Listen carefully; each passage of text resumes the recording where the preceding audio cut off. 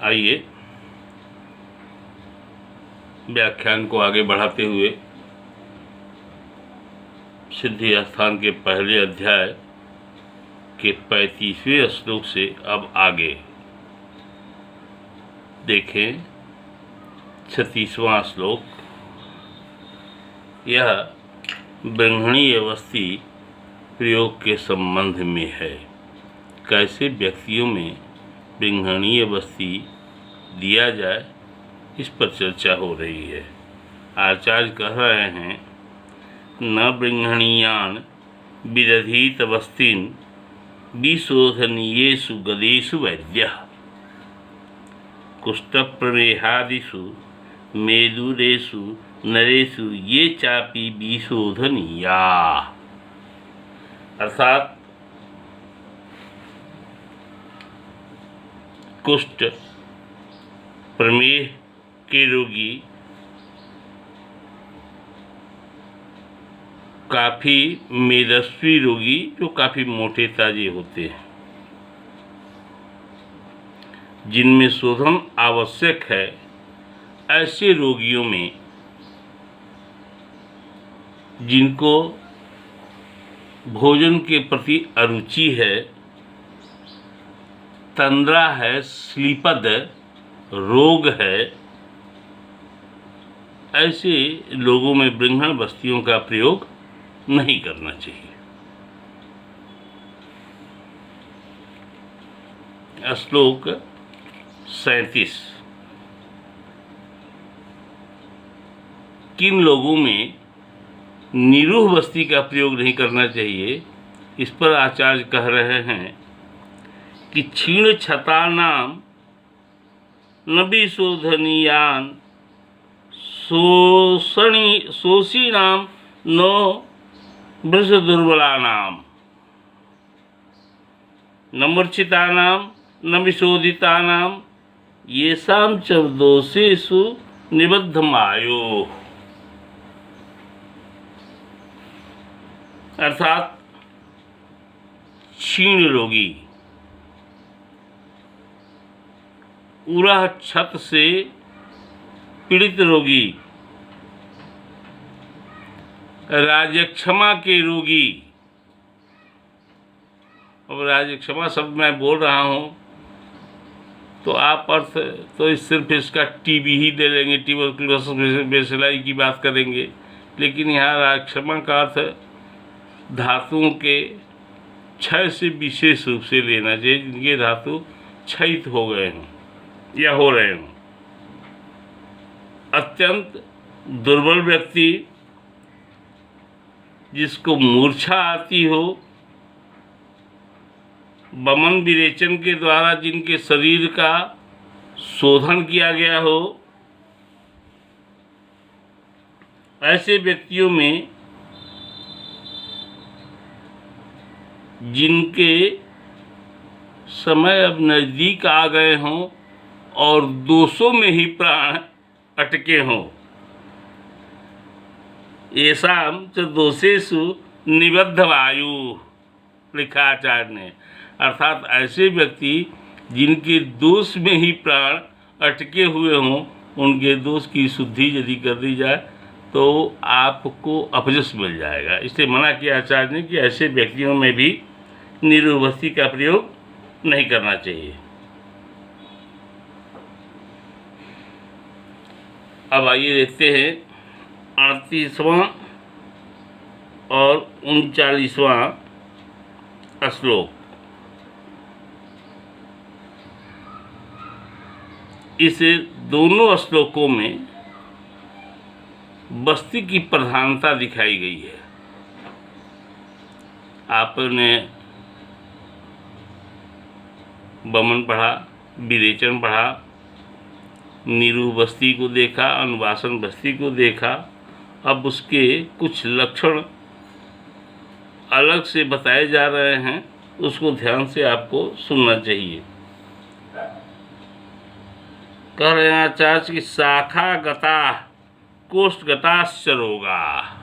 शाखागत रोग, कोष्ठगत रोग, मर्मोर्ध सर्वा अवयांग जाश्च ये सन्ति तेषां न हि कश्चिद् अन्यो वायुः परम जन्मनि हेतुरस्ति। आगे लिख रहे हैं, बीट मूत पीतादि मलाशयानां विक्षेप संघातकरः स यस्मात् तस्यात् अतिवृद्धस्य समाय न अन्यदास्ति बिना भेषजम अस्ति किंचित तस्मात् चिकित्सार्थ अर्धमिति ब्रुवन्ति। इसके बाद कह रहे हैं कि सर्वोच्च चिकित्साम अपि बस्ति मेके, अर्थात शाखागत रोग हों, कोष्ठगत रोग हों, मर्म प्रदेश के रोग हों, शरीर के ऊर्ध्वभाग या सभी अंगों प्रत्यंगों में होने वाले रोग हो, उन रोगों में वायु को छोड़कर अन्य कोई कारण नहीं होता।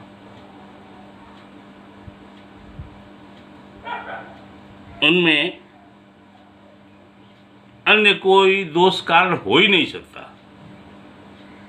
फिर आगे आचार्य कह रहे हैं कि यह वायु मल मूत्र पीत आदि मलाशयों को अलग करना, उसके संयोग को कराना, बढ़ी हुई उस वायु को शांत करने के लिए बस्ती को छोड़ करके अन्य कोई औषध नहीं है। इसलिए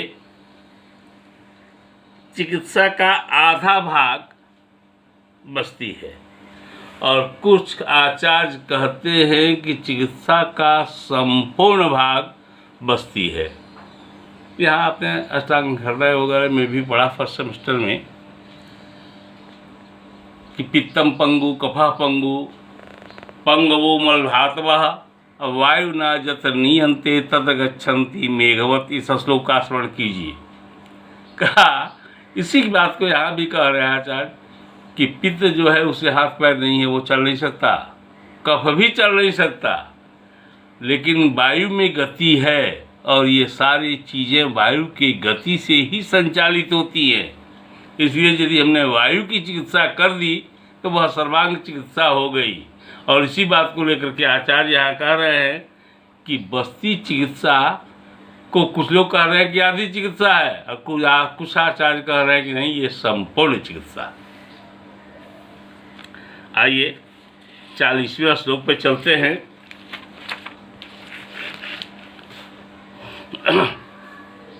बस्ती की निरुक्ति बोल रहे हैं आचार्य। नाभि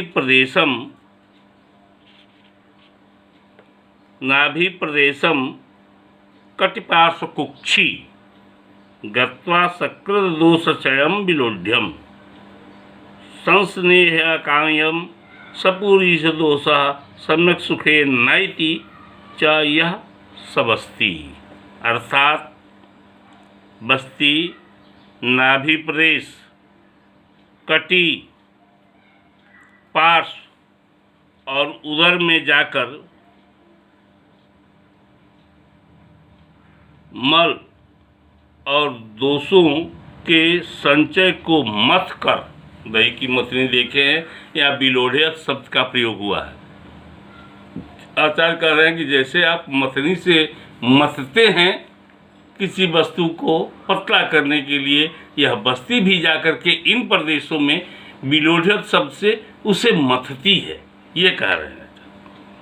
मथकर शरीर का स्नेहन कर मल और दोषों के साथ भली प्रकार बाहर आ जाए, उसे बस्ती कहते हैं।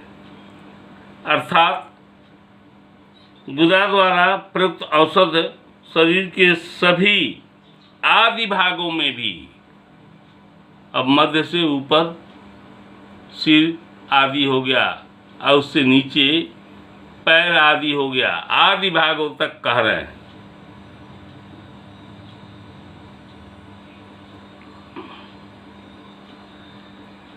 संचित दोषों को मथ कर मल मूत्र के साथ पुनर्बाहर आ जाती है,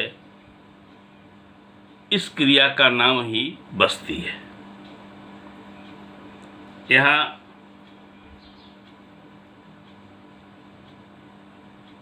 चक्रपाणी की एक उक्ति बड़ी अच्छी है। चक्रपाणी टीका देखेंगे आप तो वहाँ मिल जाएगा कि बिर्येण बस्तिर आदत्ते दोषान अपाद मस्तकात, ये लिखा चक्रपाणी ने। आइए अब 41वें श्लोक में निरूह बस्ती के सम्यक योग की चर्चा हो रही है।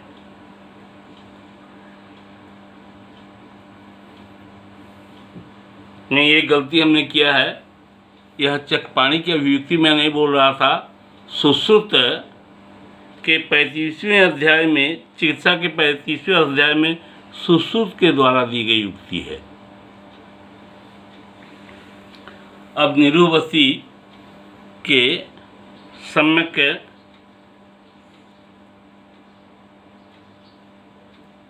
योग, श्लोक नंबर 41। यहाँ प्रशिष्ट बीड मूत समीरत्वम रुच अग्निवृद्ध्याशय लाघवाणी रोगापशांति प्रकृतिस्था च बलम च तत्स्यात् सुनिरुद्ध लिंगम। मल मूत्र वायु की उत्तम रूप से प्रवृत्ति होना, भोजन में रुचि हो जाना, अग्नि की वृद्धि, पक्वाशय आदि आशयों में लघुता, रोग की शांति और स्वास्थ्य का अनुकूल रहना, पूरे शरीर में बल की वृद्धि होना, यह निरूह बस्ती के सम्यक लक्षण हैं। यहाँ मैं आपसे एक अनुभव शेयर कर रहा हूँ कि जब भी आप पंचकर्मशाला में जाते हैं और ये क्रियाएं रोगी के ऊपर चलती होती हैं तो रोगी आपसे मिलता है, आपको नमस्ते करता है, आप हंसते हैं और रोगी के नमस्ते का जवाब देते हैं और उसके तुरंत बाद पूछ देते हैं कि आप कैसे हैं। यह आपका पूछना ही बहुत बड़ी, यह आप पूछते हैं, यह पूछना ही आप रोगी के लिए बहुत बड़ी चीज़ होती है। और रोगी इस प्रश्न से उत्साहित होकर के पहले तो कहता है कि हम ठीक हैं, और उसके बाद आपके प्रश्न से जो उसे बल को प्राप्ति हुई रहती है उसके आधार पर किए गए कर्मों से प्राप्त लाभ की चर्चा आपसे करता है। और तब आप तो पढ़ रहे हैं, पढ़ेंगे, पढ़ने के बाद ये जो लक्षण बताए जा रहे हैं कि वमन के सम्यक हो जाने का लक्षण है, या विरेचन के सम्यक होने का लक्षण है, या हीन शुद्धि का लक्षण है, या अति के लक्षण हैं, उसी तरह से आप अभी बस्तियों पे चल रहे हैं और निरूह बस्ती के बारे में अभी मैंने चर्चा किया। तो जैसे रोगी लक्षण बोलेगा और आप इन लक्षणों को तो आपको याद है, और कार्यशाला में जब काम करेंगे तो अभ्यास भी होगा। उस अभ्यास के आधार पर आप तुरंत आंक लेंगे कि मेरे द्वारा जो सम्यक कर्म संपादित किए जा रहे हैं वह किधर जा रहे हैं और इससे रोगी को कितना लाभ मिल रहा है। दूसरी बात क्या है, वह सिद्धांत भी आपको याद हो जाएगा कि दर्शन स्पर्शन प्रश्नश्च परिच्छेद च रोगिणो। इसका एकदम आपको प्रत्यक्ष उदाहरण यह है, अभ्यास हो जाएगा।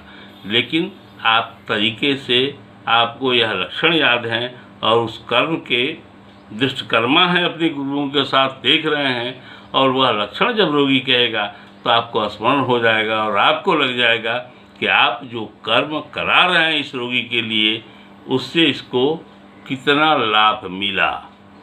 जब तक लक्षण याद नहीं होंगे तब तक आपको यह पता नहीं चलेगा। आइए आगे विषय की ओर बढ़ते हैं।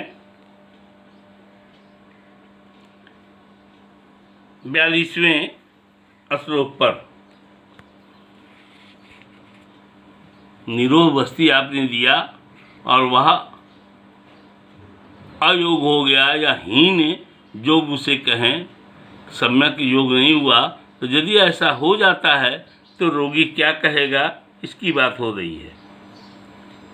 स्याद रुक छिरो हृद गोद बस्ति लिंगे सोफा प्रतिश्याय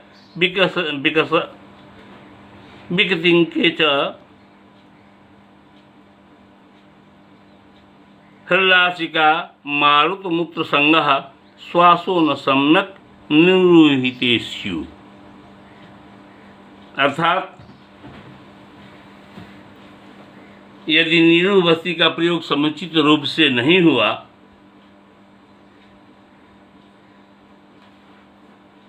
तो मल का निर्धारण समुचित रूप से नहीं होगा,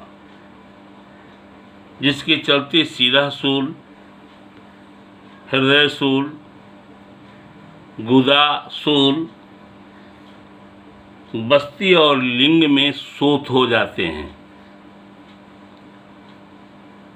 इसके साथ प्रतिश्याय, गुदा में कैंची की तरह काटने की वेदना, जी मचलाना, वायु मूत्र की रुकावट और श्वास की वृद्धि हो जाती है। यह एक बात और यहाँ जान लेना चाहिए, इसकी प्रवृत्ति, इसका सम्यक योग जो है वायु को अनुलोम करता है, और सम्यक योग नहीं हुआ तो वायु जब विलोमित होगा तो ये प्रतिश्याय, श्वास, काश इत्यादि की जो प्रवृत्तियाँ होती हैं वायु के विलोमावस्था में ही होती हैं। आइए आगे बढ़ें।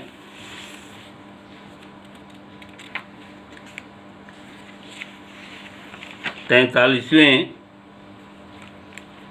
श्लोक पे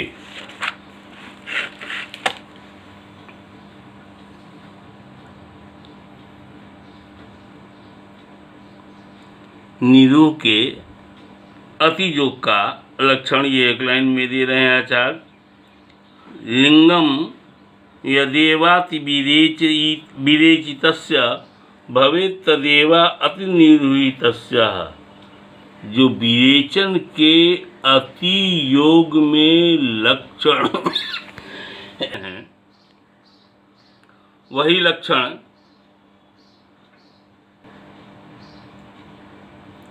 हमारे द्वारा जो कहे गए हैं वही लक्षण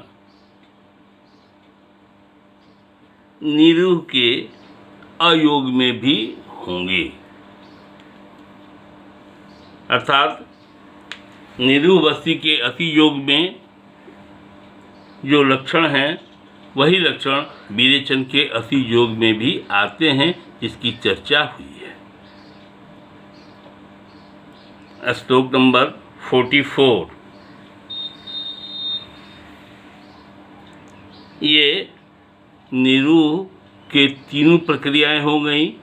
अब अनुवासन के सम्यक योग की चर्चा, अनुवासन बस्ती के सम्यक योग की चर्चा आचार्य कर रहे हैं 44वें श्लोक में। लिख रहे हैं, प्रतीत्य सक्तम ससकृत्य तैलम रक्तादि बुद्धीन्द्रिय संप्रसादः स्वप्नानुवृत्तिर लघुता बलम च सृष्टास्य वेगा स्वनुवासिते स्युः। अर्थात अनुवासन के सम्यक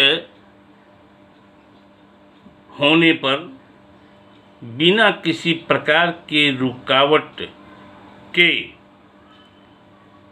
तेल के साथ मल गुदा से बाहर निकल आता है। रक्त आदि धातु, बुद्धि तथा इंद्रियां स्वच्छ हो जाती हैं। निद्रा समुचित रूप से आने लगती है। शरीर में हल्कापन आ जाता है और बल में, शारीरिक बल में वृद्धि होती है। इसमें मल की प्रवृत्ति बिना बाधा के आने लगती है। आइए अब श्लोक नंबर 45 पर चलते हैं। यहाँ अनुवासन के अयुग के लक्षण प्रतिपादित किए गए हैं। कह रहे हैं आचार्य, अधः शरीरोदर बाहुपृष्ठ पार्श्वे रुक्षखरं च गात्रम् ग्रहस्य बीड मूत्र समीनाम असम्यगेतान् अनुवासितस्य हृल्लास मोह क्लम सात मूर्छा विकर्तिका चातिनुवासितस्य। यह अलग लक्षण है। यहाँ ये कह रहे हैं आचार्य कि अनुवासन के अयोग्य जब लक्षण उत्पन्न होते हैं या अनुवासन का सफल प्रयोग नहीं होता है, ऐसी अवस्था में बस्ती में प्रयुक्त स्नेह अच्छी प्रकार से बाहर नहीं निकल आते। शरीर के अधा प्रदेश में, उदर में, बाहु, पीठ और पार्श्व में पीड़ा होती है। शरीर रूखा खुरदरा हो जाता है। मल मूत्र और वायु की रुकावट हो जाती है। अंतिम के एक लाइन का अर्थ हृल्लास, मोह, क्लम, सात, मूर्छा, विकर्तिका च अत्यनुवासितस्य। बहुत अनुवासन के अति योग में के लक्षण को लास्ट वाली लाइन में आचार्य कह रहे हैं कि अनुवासन बस्ती के अति योग में जी का मचलाना, मोह का होना, क्लम का होना, शरीर में शिथिलता, मूर्छा और गुदा में कैंची के तरह काटने की पीड़ा होती है।